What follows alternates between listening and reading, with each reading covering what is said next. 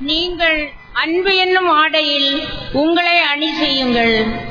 இறை இயேசுவில் அன்பிற்கினிய சொந்தங்களே, நம் பாதுகாவலர் புனித யாகப்பரின் 9ஆம் நாள் திருவிழாவில் உலகத்திலேயே மிக மலிவான பொருள் அன்புதான் என்ற மைய கருப்பொருளில் சிந்திக்க அழைக்கின்றது. இன்றைய மாலை ஆராதனை வழிபாடு. இந்த மாலை ஆராதனை வழிபாட்டிற்கு தலைமையேற்று இறையாசிர் பெற்றுத்தர வந்துள்ள நமது வட்டார முதன்மை அருட்பணியாளர் எம் பீட்டர் அவர்களையும், மறையுறை வழியாக இறை வார்த்தையை பகிர்வை நிறைவேற்ற வந்துள்ள அருட்தந்தை சேவியர் லாரன்ஸ் அவர்களையும், நம் பங்கு தந்தையுடன் இணைந்து ஜெபிக்க வந்துள்ள ஏனைய அருட்தந்தையர்களையும் அருட் சகோதரிகளையும், வழிபாட்டில் கலந்து இறையாசிர் பெற வந்துள்ள இறை மக்கள் சமூகத்தையும் திரு வழிபாட்டு குழுவினர் மற்றும் பங்கு மக்கள் சார்பாக பெரும் மகிழ்வுடன் வரவேற்கின்றோம். அன்பு என்பது வல்லமை, அன்பு என்பது ஆற்றல், அன்பு என்பது எல்லை கடந்தது, அன்பே கடவுள் என்று சொல்லிக்கொண்டே போகலாம். இன்றைய நாகரீக உலகில் எல்லா பொருளின் விலையும் உயர்ந்து கொண்டே போகிறது. எதற்கும் ஒரு விலை நிர்ணயம் செய்யப்பட்ட இச்சமூகத்தில் விலையற்ற ஒன்றாய் அனைவராலும் பெற்றுக்கொள்ளக்கூடிய நிலையில் உள்ளது அன்பு மட்டும்தான். இது விளை நிலத்தில் கிடைப்பதல்ல, மாறாக உள்ளமென்னும் ஆலயத்தில் ஊற்றெடுப்பது. உள்ளத்தில் உருவாவதால் மற்றொரு உள்ளம் மட்டுமே இதனை சுவைத்து அறிய முடியும். உளம் கனிந்த அன்புடன் ஒருவர் மற்றவருடன் பழக வேண்டும் என்ற சிந்தனையை இறைவன் முன்வைக்கின்றார். சமூக தொடர்பு கருவிகளின் தாக்கங்கள் மனித மனங்களை தனிமைப்படுத்தி வாழச் செய்கிறது. அன்பின்றி வாழும் மனிதர்களை காணும் இச்சூழலை மற்றும் சக்தியை இறைவன் நமக்கு தர சிறப்பாக வேண்டுவோம். இறை அன்பு இறை மகனை இவ்வுலகிற்கு அனுப்பியது. இறைமகன் சிலுவையில் தன்னை கையளித்ததால் நாம் மீட்படைந்தோம். பலியான கிறிஸ்துவின் அன்பில் ஒன்றித்து அன்பை பகிர்ந்து வாழ வரம் வேண்டி இவ்வழிபாட்டில் கலந்து கொண்டு ஜெபிப்போம்.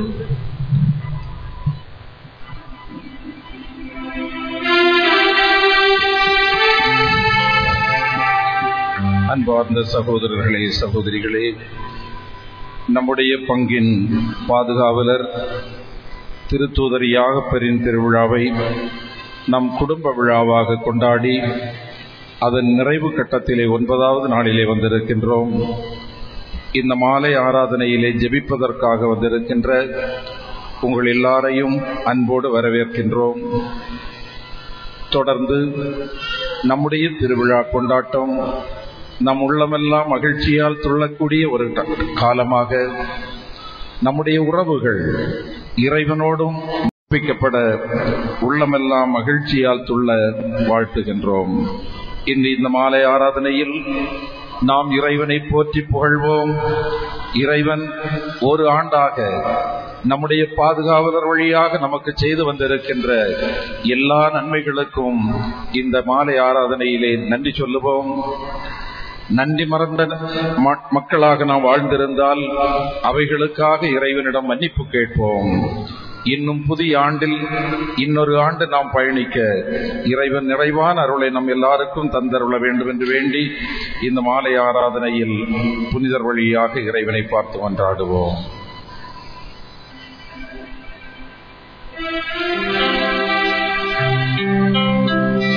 இறைவா, எனக்கு துணையாக வந்தருளும். ஆண்டவரே, எனக்கு உதவி செய்ய விரைந்தருளும். பிதாவுக்கும் சுதனுக்கும் பரிசுத்த ஆவிக்கும் மகிமை உண்டாவதாக.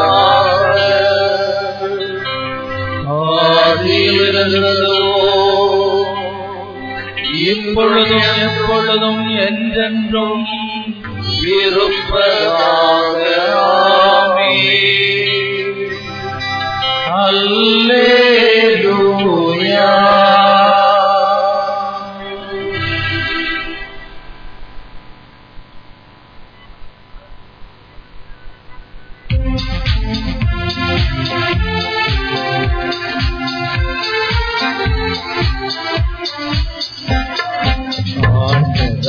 உகந்த புனிதரிதோ மாந்தர் அனைவரும் புகழ் பெற்றார் ஈடுணையில்லா வந்தனையும் இன்றே பிறவும் தகுதி பெற்றார்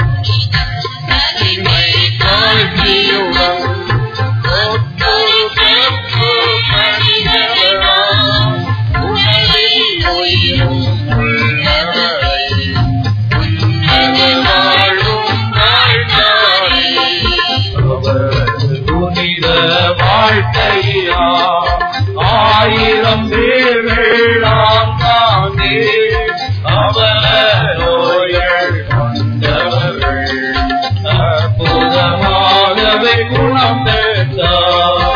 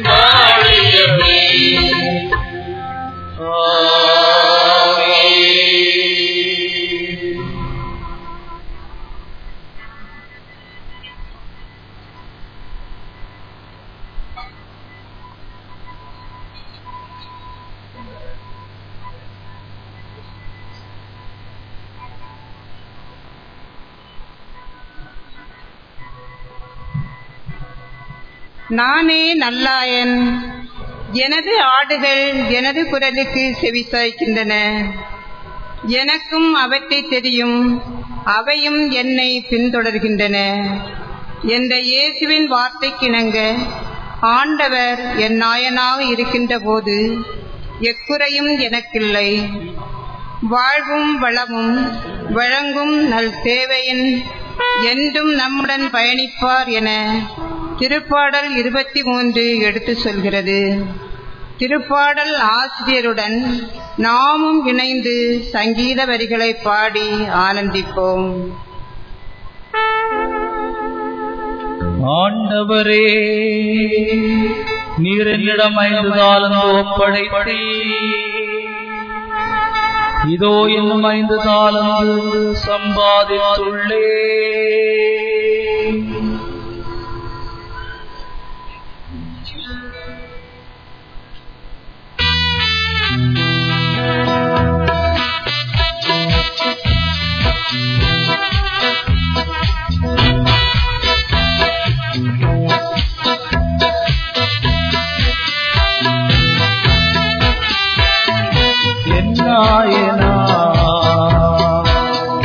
என் இறைவன் இருக்கையிலே என்னாலுமே இனி பயம் ஏதும் எனக்கில்லையே.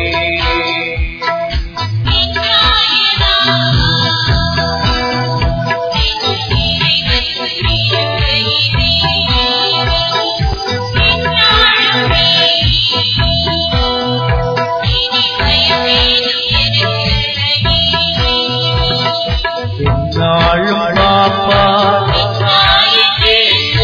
என் முன்னே வழி நடப்பா. முன்னே என் நாயனா என் இறைவன் என் நாளுமே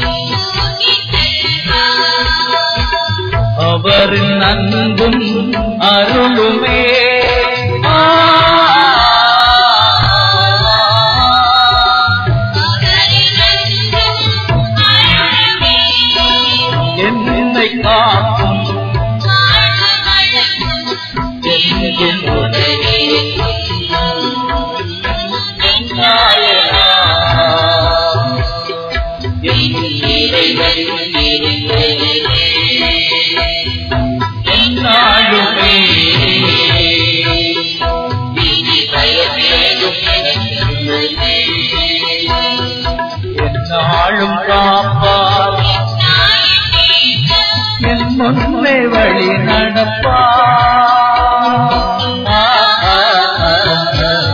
முன்னே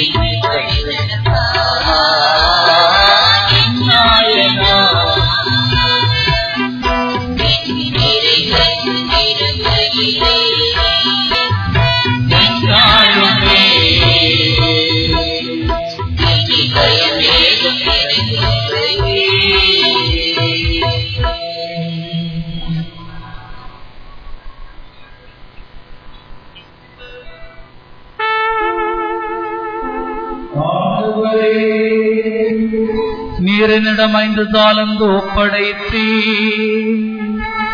இதோ இன்னும் 5 தாலந்து சம்பாதித்துள்ளே.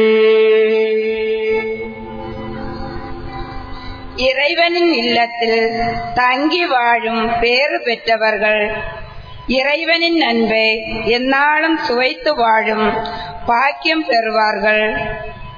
இறைவனின் ஆலய முற்றம் இறை அடியாருக்கு ஆசீர் பெற்று தரும் புனித இடமாகும்.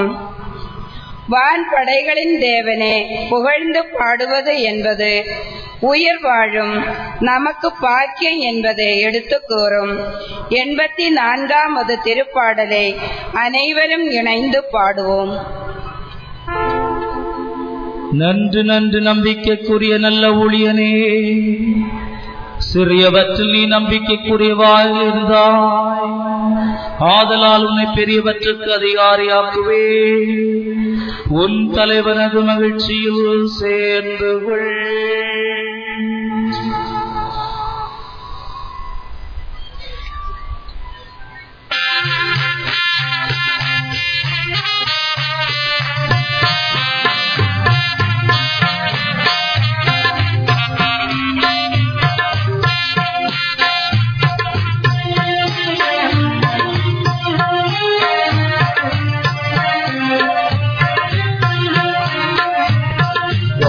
படைகளின் தேவன் உமக்கு நன்றி கூறிடுவே. நான் வணங்கும் தேவன் உமக்கு கீதம் பாடிடுவே.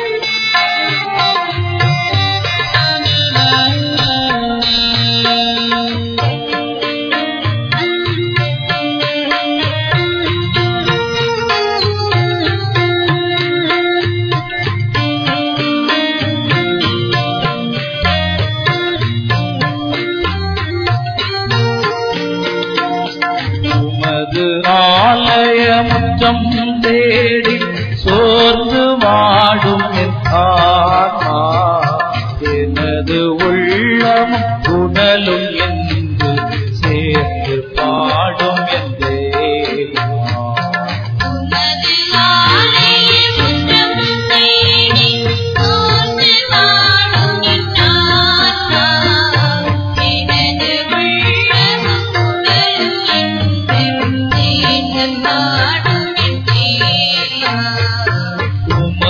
இல்லம் தங்கி வாழ்வோம் பேறு பெற்றோ நாளும்,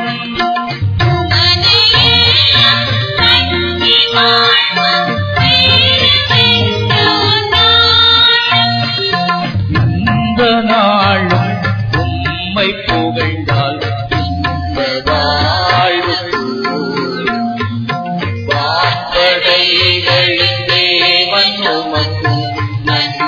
கோரிடுவே. நான் வணங்கும் தேவன் உமக்கு கீதம் பாடிடுவே.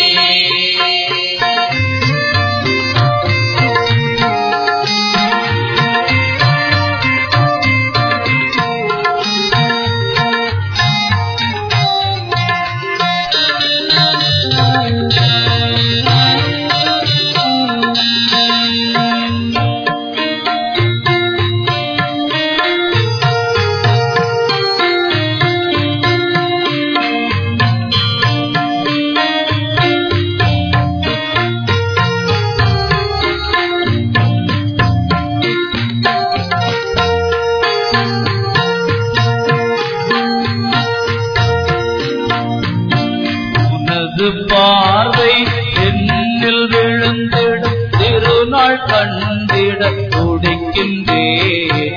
எனது தேடயம் நீராயிருந்து என்னை காத்திட அழைக்கின்றேன்.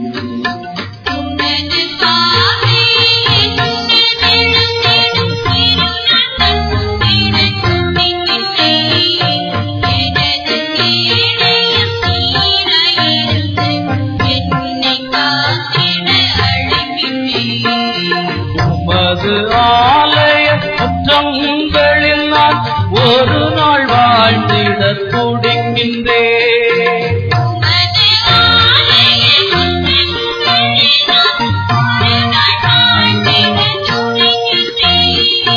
ஆயிரம் நாள் வேறிடம் நான் வாழ்வதை விட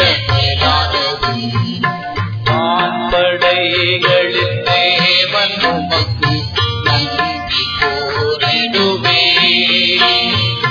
நான் வணங்கும் தேவன் உமக்கு கீதம் பாடிடுவே. வான்படைகளின் தேவன் உமக்கு நன்றி கோரிடுவே. நான் வணங்கும் தேவன் உமக்கு கீதம் பாடிடுவே. உள்ளம் எனக்கு துணை அருமையான நமது செல்வம் நாளும் பொழுதும் ஒன்றில் வாழ்வது.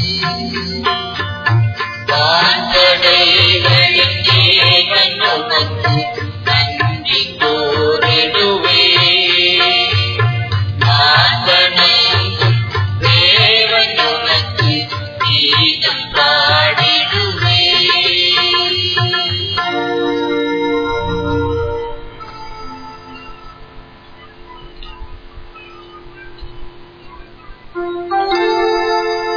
நன்று நன்று நம்பிக்கைக்குரிய நல்ல ஊழியனே, சிறியவற்றில் நம்பிக்கைக்குரியவனாயிருந்தார். ஆதலால் உன்னை பெரியவற்றுக்கு அதிகாரியாகவே உன் தலைவனது மகிழ்ச்சியில் சேர்ந்து. இறைவனை தேடும் உள்ளம் நீரூற்று போன்ற வறண்ட பாலத்திடத்தில் நீர் தேடியும் அலையும் கலைமான் போல் இருக்கும். சோதனை காலங்களில் இறைவன் எங்கே, அவர் அருள் பிரசன்னம் எங்கே என தேடும் மனித இனம் போன்றது தான் நமது வாழ்வு என சித்தரிக்கும் 42வது சங்கீத வரிகளை இணைந்து பாடுவோம்.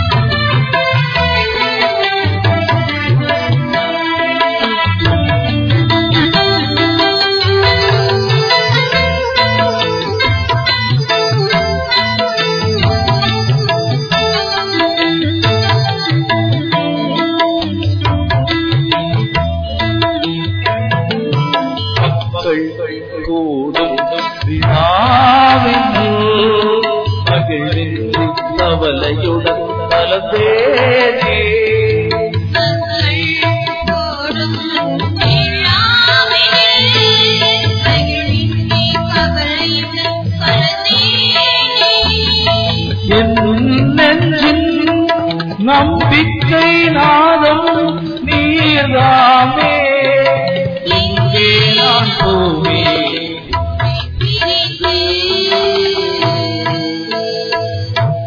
நீரோடை அலைமானை போல தெய்வமே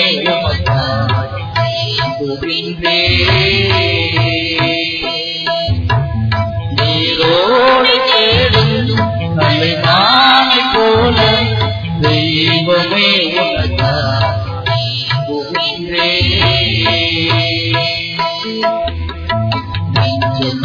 உமக்காக தவிக்கின்றது உன்னை தாகம் கொண்டுள்ளது. உமக்காக தவிக்கின்றது உன்னை தாகம் கொண்டுள்ளது. நீரோடை தேடும் அலைமானை போல தெய்வமே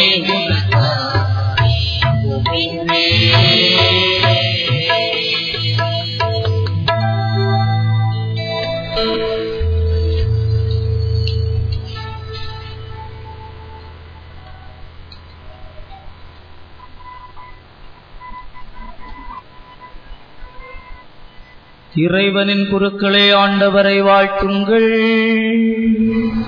ஆண்டவரின் அடியோர்களே இறைவனுக்கு பன்னிசைப்பீ.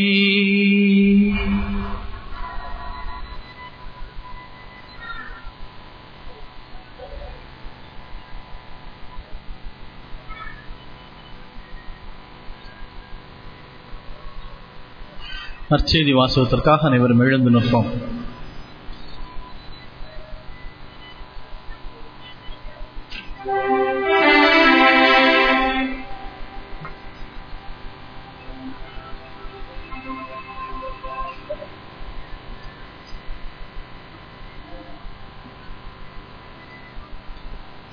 ஆண்டவர் உங்களோடு இருப்பாராக. உங்களோடும் இருப்பாராக. எழுதிய பரிசுத்த நற்செய்தியிலிருந்து வாசகம். ஆண்டவரே உமக்கு மகிமை. அதிகாரம் 9, வார்த்தைகள் 46 முதல் 48 முடிய. சீடர்கள் தங்களுக்குள் பெரியவர் யார் என்ற விவாதம் எழுப்பிக் கொண்டே இருந்தது. இயேசு அவர்களின் எண்ணங்களை அறிந்து ஒரு சிறு பிள்ளையை எடுத்து தம் அருகே நிறுத்தி அவர்களிடம், இச்சிறு பிள்ளையை என் பெயரால் ஏற்றுக்கொள்பவர் எவரும் என்னையே ஏற்றுக்கொள்கிறார். என்னை ஏற்றுக்கொள்பவர் என்னை அனுப்பினவரையே ஏற்றுக்கொள்கிறார். உங்கள் எல்லாரிலும் சிறியவரே பெரியவர் ஆவார் என்றார். இது கிறிஸ்துவின் நற்செய்தி. கிறிஸ்துவே உம்மை புகழ்கின்றோம்.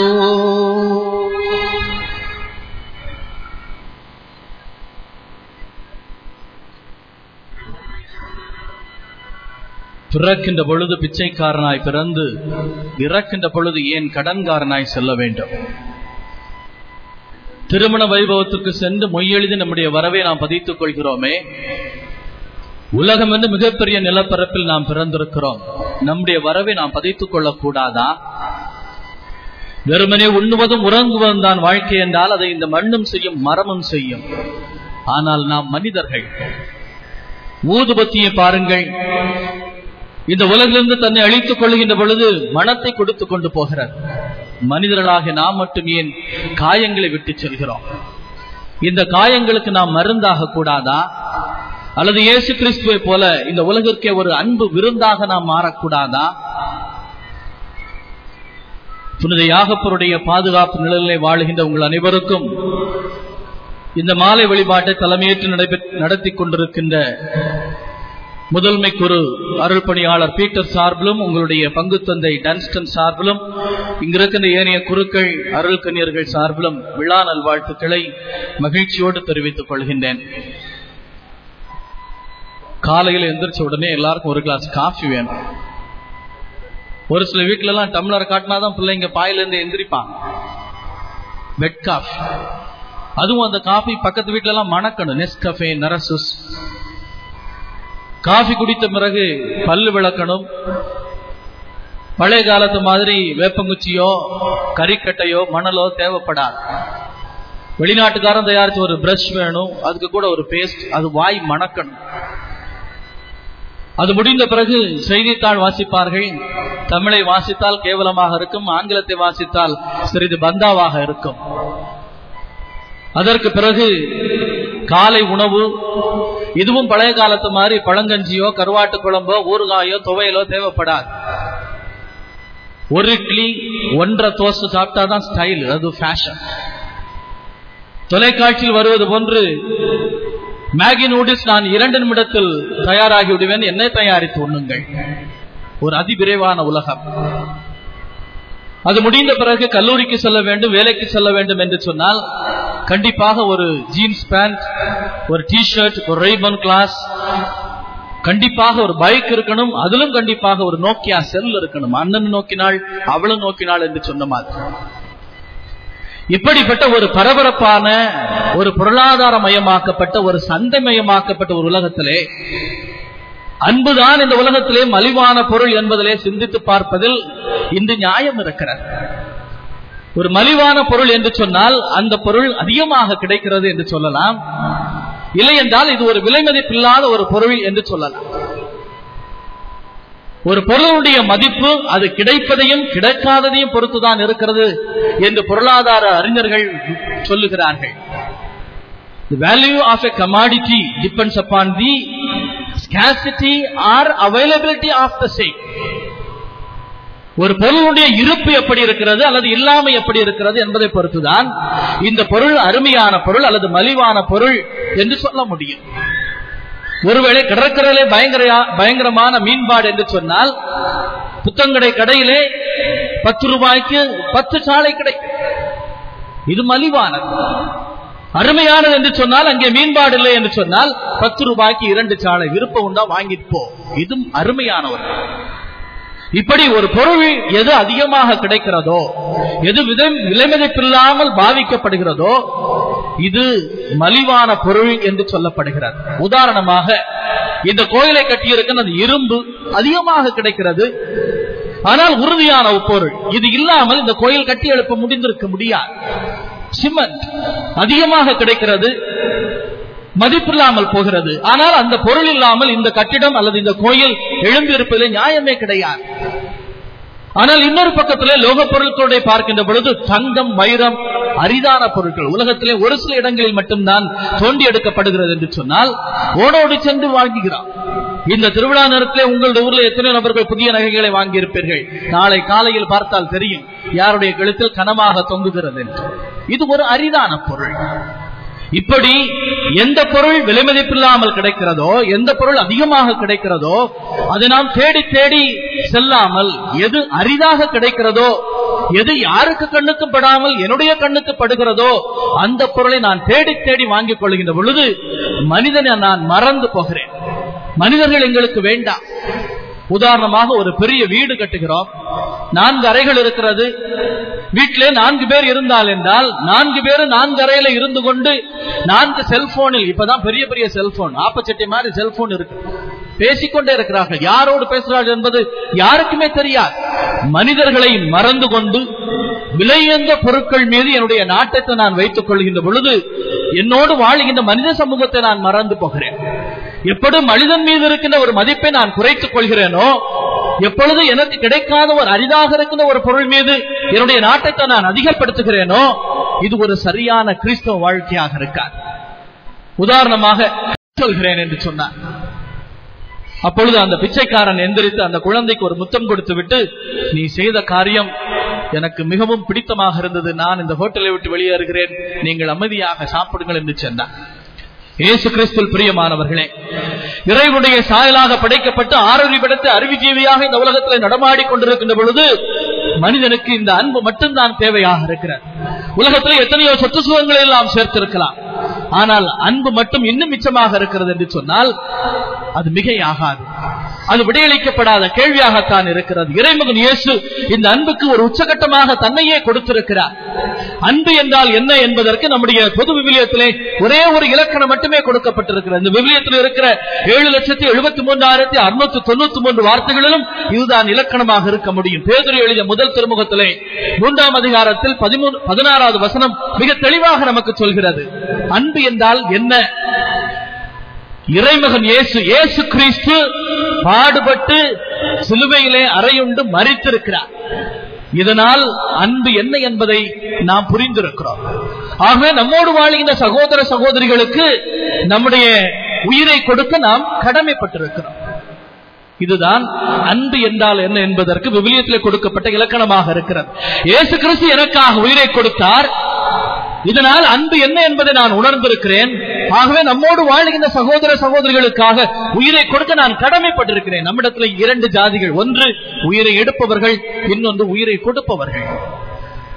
இதில் எந்த ஜாதி உயர்த்தியானது என்று நாம் சிந்தித்து பார்க்க கடமையே கிடையாது. ஏனென்றால் எவன் ஒருவன் அந்த சமூகத்தின் மீது காதல் கொண்டிருக்கிறானோ, எவன் ஒருவன் அந்த சமூகத்தின் மீது பொறுப்போடு வாழ்கிறானோ, எவன் ஒருவன் அந்த சமூகத்தை அன்பு செய்கிறானோ அவன் அந்த சமூகத்திற்காக உயிரை கொடுக்கிறான். இயேசு கிறிஸ்துடைய வாழ்க்கையை பாருங்கள். இயேசு கிறிஸ்து பிறக்கின்ற பொழுது அந்த யூத நிலப்பரப்பு முழுவதும் 2ஆக பிளந்து கிடக்கிறது. ஒரு பக்கம் பணக்காரர்கள், சதுசேயர்கள், பரிசேயர்கள், மர்நூலஞ்சர்கள், மூப்பர்கள், ஏழை எளிய மக்களை அடக்கி ஆளுகின்றவர்கள். இன்னொரு பக்கத்திலே ஏழைகள், பாவிகள், ஆயக்காரர்கள், சிந்திக்க விடப்படாத மக்கள், அந்த சமூகத்தின் விளிம்பினில் இருக்கக்கூடியவர்கள். இயேசு நடுத்தர வர்க்கத்திலே பிறப்பெடுக்கிறார். தான் வாழ்ந்த சமூகத்தை உற்று நோக்கிக் கொண்டே இருக்கிறார். ஏழை எளிய மக்களோடு அவர் கைகோர்த்துக் கொண்டிருக்கிறார். உன்னுடைய விசுவாசம் உன்னை குணப்படுத்துகிறது, நீ எழுந்து வா, நீயும் கடவுளுடைய சாயலாக படைக்கப்பட்டவன் என்று அவனுக்கு சொல்லிக் கொள்கின்ற பொழுது இந்த பணக்கார வர்க்கம் அவருக்கு எதிராக போர்க்கொடியை தூக்குகிறது. இனிமேல் இவன் வாழக்கூடாது, இவன் சாக வேண்டும் என்று சொல்லி சிலுவையை பரிசாக கொடுக்கிறார்கள். கிரேக்கர்களுக்கும் யூதர்களுக்கும் மடமை என்று கருதப்பட்ட அந்த சிலுவை இறைமகன் இயேசு தான் வாழ்ந்த சமூகத்தின் மீது கொண்டிருந்த அன்பினால் அந்த சிலுவை அவருடைய தோள் மேல் ஏற்றப்பட்ட பொழுது அது பரிசுத்தமாக்கப்பட்டது. பிலாத்துவுக்கு தெரியும் இயேசு எந்த குற்றமும் செய்யவில்லை. பிலாத்துவுக்கு முன்னால் நீதி விசாரணைக்காக இயேசுவை நிறுத்துகின்ற பொழுது அவன் விரலசைக்கு நாம் விசாரணை ஆரம்பிங்கள், விசாரணை ஆரம்பிக்கப்படுகிறது. இயேசு செய்த குற்றம் என்ன? இவரை சிலுவையில் அறையும் என்றுதான் அந்த மக்கள் கத்திக்கொண்டே இருந்தார்கள். ஆனால் அவர் செய்யாத குற்றத்தை எல்லாம் அவர்கள் ஒட்டுமொத்தமாக ஜோடித்து அவருக்கு எதிராக வழக்கை ஜோடிக்கிறார்கள். இவன் செசாருக்கு எதிராக சித்தாந்தங்களை எல்லாம் சொல்லுகிறார். இவன் இளைஞர்களை தீபந்தங்களை கொடுப்பதாக சொல்லி தீப்பந்தங்களை எல்லாம் கையிலே கொடுக்கிறார். நானே கடவுள் என்று சொல்கிறான். எருசலேம் தேவாலயத்தை இடித்து விடுங்கள், 3 நாளில் கட்டிவிடுவேன் என்று இவன் தேவதூஷணம் பேசுகிறான். வரவிருக்கிறார் நாமே என்று சொல்கிறான். இப்படி அரசியல் மத குற்றச்சாட்டுகளை எல்லாம் இயேசுவின் மீது வைத்து இயேசுடைய வாழ்வுக்கு ஒரு முட்டுக்கட்டையாக நிற்கிறார்கள், ஒரு முடிவை தேடுகிறார்கள். இது ஒரு சாதாரணமான வாழ்க்கை அல்ல. இறைமகன் இயேசு தான் வாழ்ந்த சமூகத்தின் மீது ஒரு பொறுப்புணர்வோடு இருக்கின்ற பொழுதுதான் அந்த அன்பு முழுமையாக தெளிவாக வெளிக்கொணரப்படுகிறது. அப்படி என்றால் நாம் வாழ்கின்ற சமூகம், நாம் வாழ்கின்ற கிறிஸ்தவ சமூகம், இந்த புத்தன்கடை சமூகம், நான் வாழ்கின்ற சமூகத்தின் மீது எனக்கு அன்பு இருக்கிறதா, பொறுப்புணர்வு இருக்கிறதா, கடமை இருக்கிறதா என்பதை நாம் சிந்தித்து பார்க்க வேண்டும். ஏனென்றால் எப்படி இறைமகன் இயேசு தான் வாழ்ந்த சமூகத்தில் இருக்கக்கூடிய ஏற்றத்தாழ்வுகளை மாற்ற வேண்டும், ஒரு நீதியான சமூகம் வேண்டும் என்பதற்காக தன்னையே சிலுவையிலே அர்ப்பணித்தாரோ, தியாகம் செய்தாரோ, நமக்காக தன் உயிரையே தியாகம் செய்து தந்தாரோ, அப்படிப்பட்ட ஒரு வாழ்க்கை வாழத்தான் நானும் அழைக்கப்பட்டிருக்கிறேன்.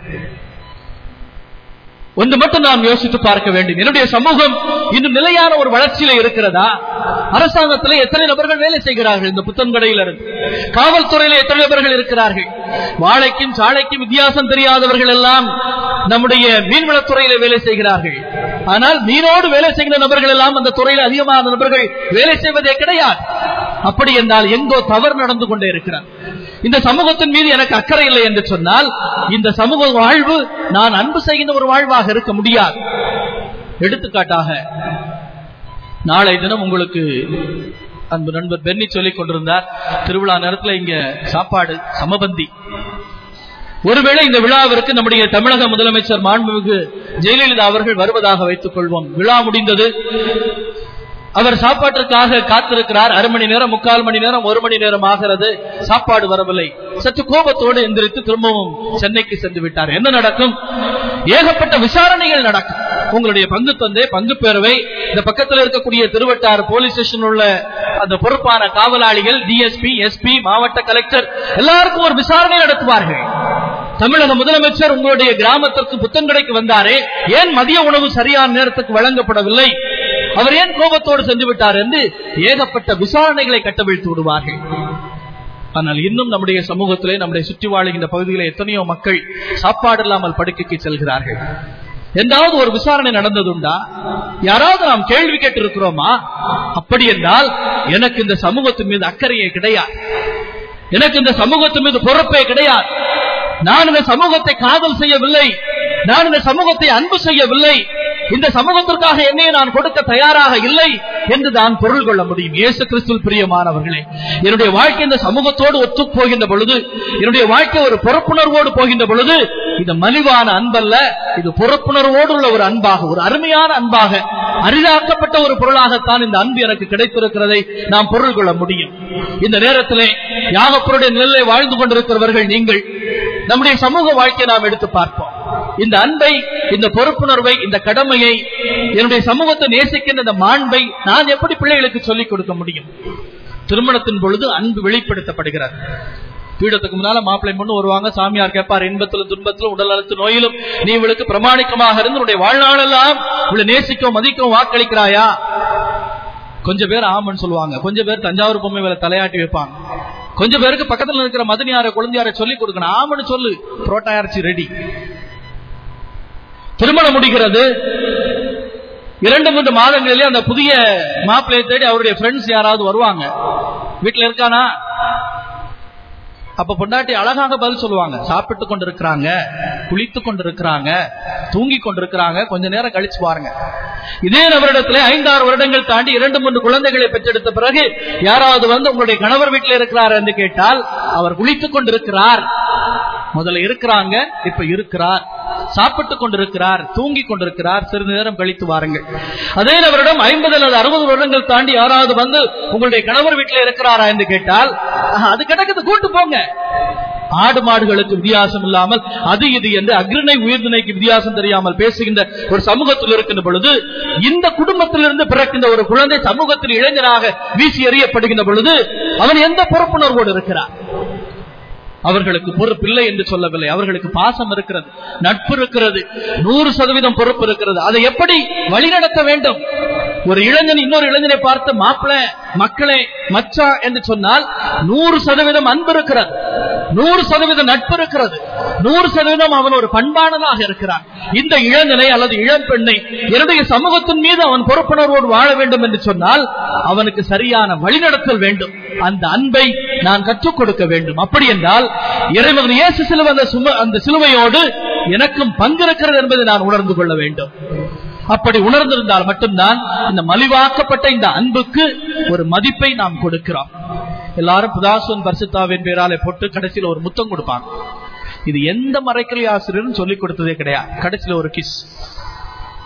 சரியாக சொல்ல போனால் பிதா சுதன் பரிசுத்தாவின் பேராலே ஆமேன் ஆமேன் என்று சொல்லி வலது தோளை தொடுகின்ற பொழுது ஒவ்வொரு கடவுளோடு நானும் இணைந்து போகிறேன். ஆமேன் என்று சொன்னால் yes I do believe, yes I do, நான் இணைத்துக் கொள்கிறேன். அப்பொழுது இந்த சிலுவையில எனக்கும் பொறுப்பு இருக்கிறது என்று சொன்னால், இந்த பாடுகளிலே எனக்கும் பொறுப்பு இருக்கிறது என்று சொன்னால், இந்த சமூகத்திலே ஏற்றத்தாழ்வுகளை களைய இன்னும் ஒரு இயேசுவாக நான் மாறிப் போகிறேன்.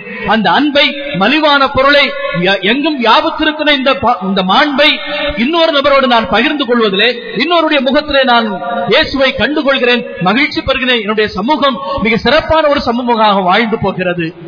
பிறக்கின்ற பொழுது பிச்சைக்காரனாய் பிறந்து இறக்கின்ற பொழுது ஏன் கடன்காரனாய் செல்ல வேண்டும்? திருமண வைபவத்திற்கு சென்று மொய் எழுதி கொண்டு என்னுடைய வரவை நான் பதித்துக் கொள்கிறேனே, உலகம் என்ற மிகப்பெரிய பிரபஞ்சத்திலே நான் பிறந்திருக்கிறேன், என்னுடைய வரவை நான் பதித்துக் கொள்ளக் கூடாதா? வெறுமனே உண்ணுவதும் உறங்குவதும் தான் வாழ்க்கை என்றால் அதை இந்த மண்ணும் செய்யும், மரமும் செய்யும். ஆனால் நாம் மனிதர்கள். ஊதுபத்தியை பாருங்கள், அது இறக்கின்ற பொழுது இந்த சமூகத்திற்கு மனத்தை கொடுத்துக் கொண்டு போகிறது. மனிதர்களாக நாம் மட்டும் ஏன் காயத்தை மட்டும் விட்டு செல்கிறேன்? இந்த காயங்களுக்கு நான் மருந்தாக கூடாதா? அல்லது இயேசு கிறிஸ்துவை போல ஒரு அன்பு விருந்தாக நான் மாறக்கூடாதா? ஆமென்.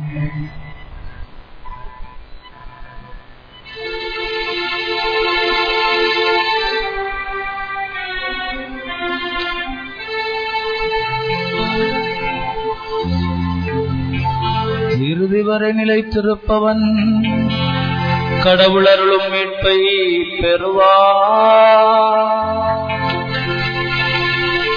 அனைவரும் எழுதினர்.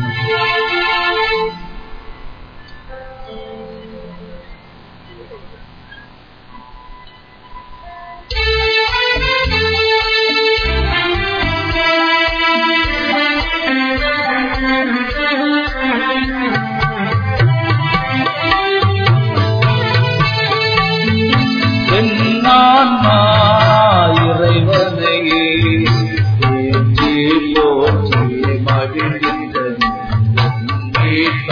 கடவுளை நினைக்கின்றது.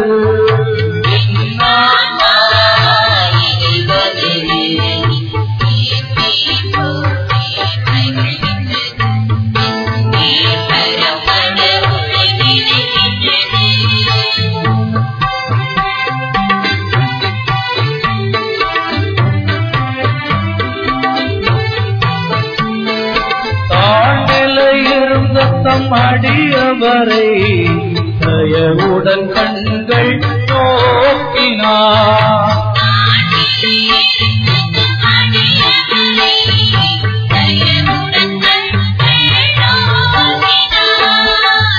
நாள் முதலாம் தலைமுறைகள்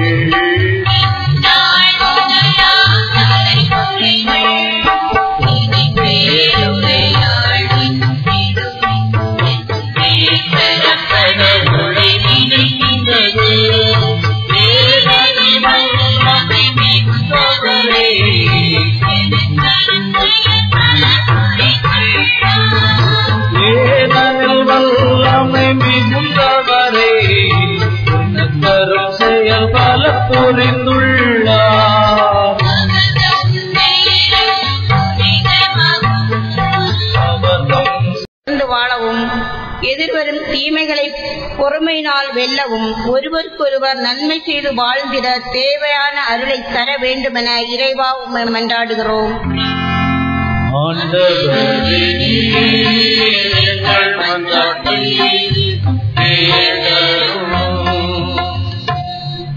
அன்பை ஆடையாக அணிந்து கொள்ளுங்கள் என மொழிந்த அன்பு இறைவா, இன்றைய வழிபாட்டை சிறப்பிக்கும் திருவழிபாட்டுக்குழு, நிர்வாகிகள் மற்றும் உறுப்பினர்கள் ஒவ்வொருவரையும் ஆசீர்வதியும்.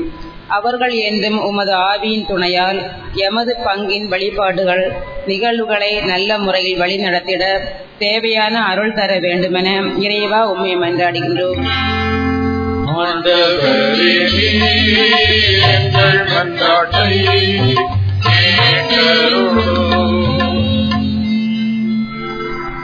அன்பே தலை சிறந்தது என்று மொழிந்த என் அன்பு இறைவா, எம் பங்கு மக்கள் செய்யும் எல்லா தொழில்களையும் ஆசீர்வதியும். அன்பின் நிமித்தம் குடும்பம் வாழ வேண்டும் என்பதற்காக உழைக்கும் ஒவ்வொருவரும் தங்கள் உழைப்புக்கேற்ற நிறைபலனை பெற்றுக்கொள்ள நீர் அருள் பெற வேண்டும் என்று இறைவா உம்மை மன்றாடுகிறோம்.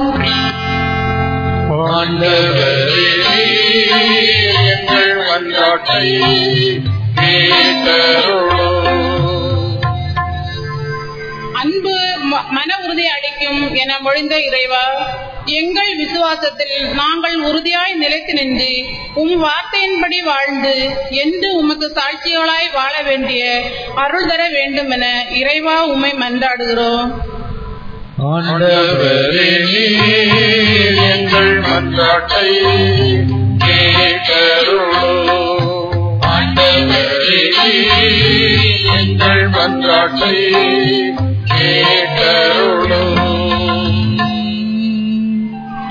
நம் தனிப்பட்ட தேவைகளுக்காகவும் மௌனமாக ஜெபிப்போம்.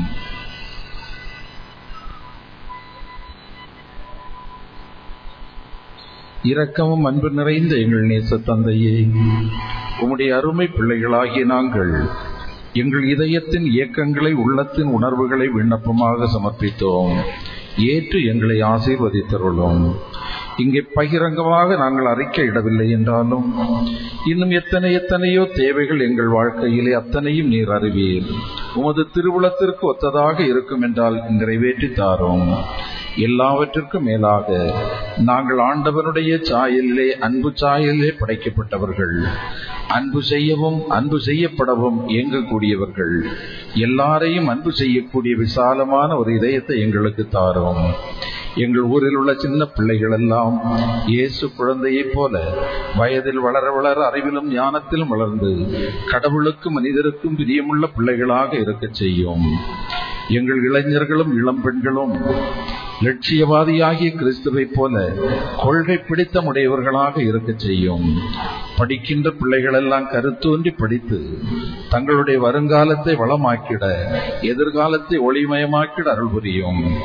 வேலை நிமித்தமும் படிப்பு நிமித்தமும் வெளியூர்களிலும் வெளிநாடுகளிலும் இருக்கக்கூடிய உம்முடைய பிள்ளைகளுக்கு தேவதி தாமே அனைத்துமாக இருந்தருளும். நல்ல உடல் நலத்தை அளித்து காத்தருளும். விரும்புகின்ற வேலை வாய்ப்பையும் உழைப்புக்கேற்ற ஊதியத்தை தந்து வழி நடத்தியருளும். எங்கள் பெற்றோர்களும் பெரியோர்களும் நல் வழிகாட்டிகளாக, நல்ல மதிப்பீடுகளை தரக்கூடியவர்களாக இருக்க செய்யும். வெளியூர்களில் இருக்கக்கூடியவர்களுக்கு அவர்கள் விரும்பி கேட்பவை அனைத்தும் தந்தருளும். எங்கள் குடும்பங்களிலே முதியவர்களாக, நோயுற்றவர்களாக இருப்பவர்களுக்கு தேவரீதாமே நல்ல மருத்துவராக இருந்து உம்முடைய வல்லமையுள்ள வார்த்தையாலும் கரத்தாலும் அவர்களுக்கு நலமளித்தருளும். எங்கள் குடும்பங்களிலே இறந்துபட்டவர்களுக்கு நல்வாழ்வுக்கும் பணிக்கும் பரிசாக நிறைவாழ்வை அளித்தருளும். இந்த திருவிழா கொண்டாட்டங்களிலே கலந்து கொண்டு ஜெபிக்கின்ற உடைய பிள்ளைகளுக்கு விருந்தினர்களாக, நண்பர்களாக, பக்தர்களாக, திருப்பயணிகளாக வந்திருப்பவர்களுக்கு விரும்பி கேட்கின்ற அனைத்து நலன்களையும் தந்து வழி நடத்தியருளும். இறைவா, எல்லாவற்றிற்கும் மேலாக கிறிஸ்தவர்கள் என்று அறியப்படக்கூடிய நாங்கள் அன்பு மார்க்க கிறிஸ்தவர்களாக இருக்க செய்யும். எல்லாரையும் அன்பு செய்யக்கூடிய பரந்த மனதை எங்களுக்கு தந்தருளும். நாங்கள் மனிதர்களாக வாழ, கிறிஸ்தவர்களாக இருக்க, அப்போஸ்தலர்களாக திகழ அருள் புரியும். யோவான் கூறுவது போல நிறைவான கனி தந்து சீடராக இருப்பதே தந்தைக்கு மாட்சிமை. வாழ்க்கையிலே நிறைவான கனி கொடுக்க அருள் புரியும். யோவான் 13 சொல்லுவது போல எல்லாரையும் அன்பு செய்யக்கூடிய தன்மை எங்களுக்கு தாரும். திருத்தூதர் பணி 1:8 வாசிப்பது போல நாங்கள் உயிருள்ள உண்மையான சாட்சிகளாக திகழச் செய்யும். எங்கள் ஆண்டவர் கிறிஸ்து வழியாக உம்மை பார்த்து மன்றாடுகிறோம். மீட்பரின் கட்டளையால் கற்பிக்கப்பட்டு இறை படிப்பினையால் பயிற்சி பெற்ற நாம் சேர்ந்து ஜெபிப்போம். பரலோக உம்முடைய நாமம் அர்ச்சிக்கப்படுவதாக. உம்முடைய ராஜ்யம் வருக. உம்முடைய சித்தம் பரலோகத்தில் செய்யப்படுவது போல பூலோகத்திலும் செய்யப்படுவதாக. எங்கள் அனுதின உணவை எங்களுக்கு இன்று அளித்தருளும். எங்களுக்கு தீமை செய்தவர்களை நாங்கள் பொறுப்பது போல எங்கள் பாவங்களை பொறுத்தருளும். எங்களை சோதனையில் விழவிடாதேயும், தீமையிலிருந்து எங்களை ரட்சித்தருளும். மன்றாடுவோமாக. என்றும் வாழும் எல்லாம் வல்ல இறைவா, உம் திருத்துவதர்களின் அணியில் முதல் முறை சாட்சியாக செந்நீர் சிந்தி சாகும் பேச்சினை புனித யாக்கோபுக்கு அளித்தீரே.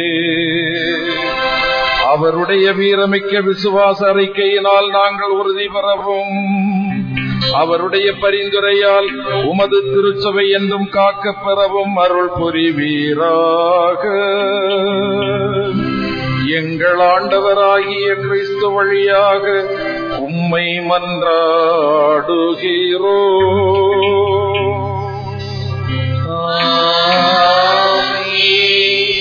ஆண்டவர் நம்மை ஆசீர்வதித்து எல்லா தீங்குகளினின்றும் பாதுகாத்து முடிவில்லா வாழ்வுக்கு நம்மை அழைத்து செல்வாராக.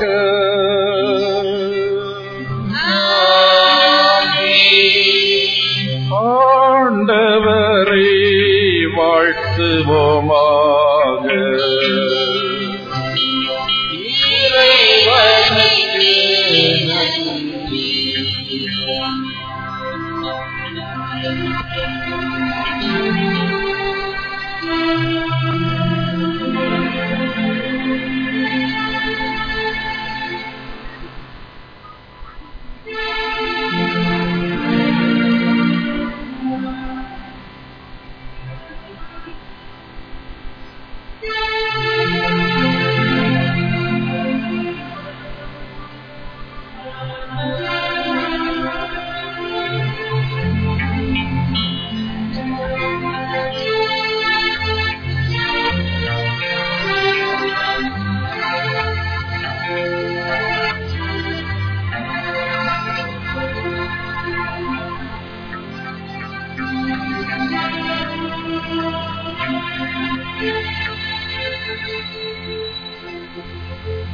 தந்தையே இறைவா ஆராதிக்கின்றோம். வாழ்வை உமக்கு தருகின்றோம். உம்மை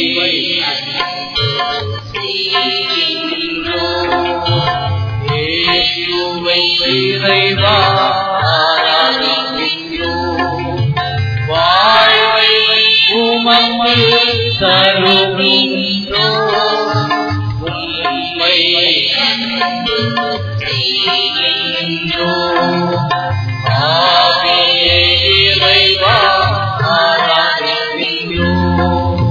வாழ்வை உமக்கு தருகின்றோம். உம்மை செய்கின்றோம்.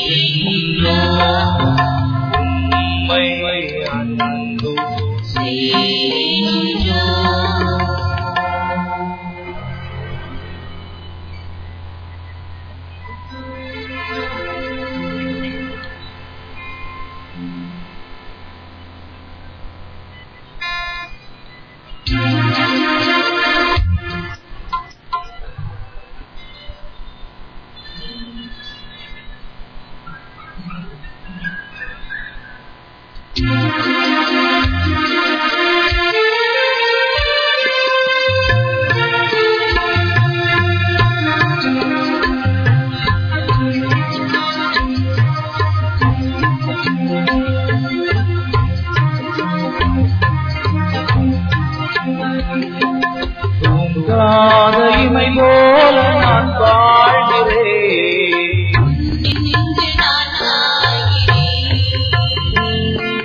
தங்காத சுமையாலே நான் வீழ்கிறேன்.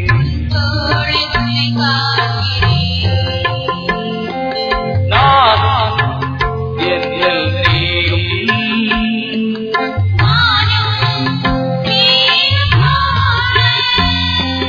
வாழ்வாங்கு வாழ்வதே போல நான் வாழ்கிறேன்.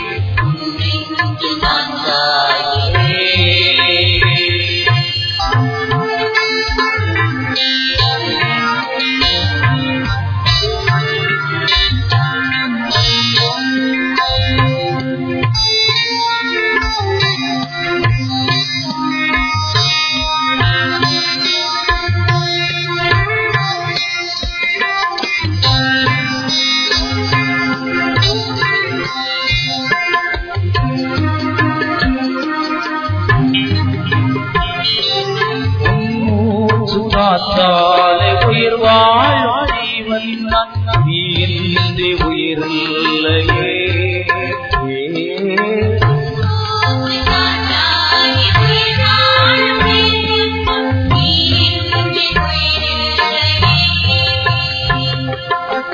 நன்று சொல்லாலே பலன் காணும் பறவை நான் உனையன்றி பலனில்லையே.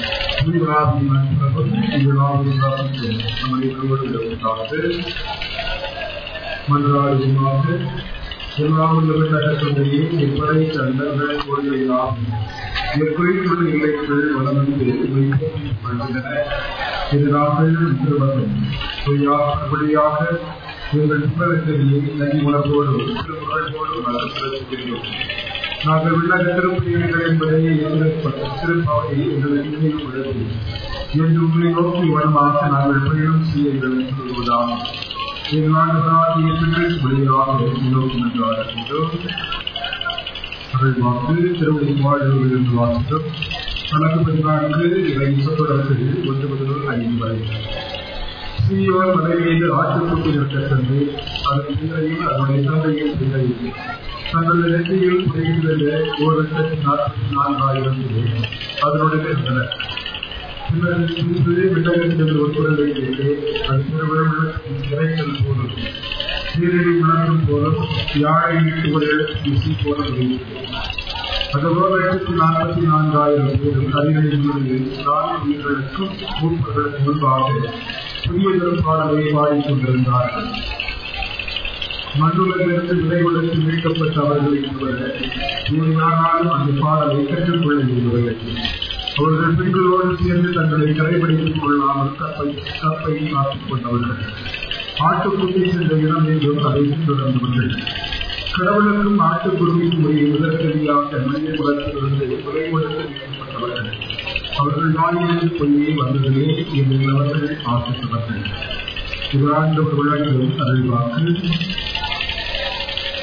அன்றாண்டவர்களே நம் ஆண்டவரே கிறிஸ்துவை நாம் போற்றிக் கொள்கின்ற நேரத்தில் நம் பாதுகாவல பொய்யாளர்களை துணையாக செல்ல உறுதியுள்ளார்.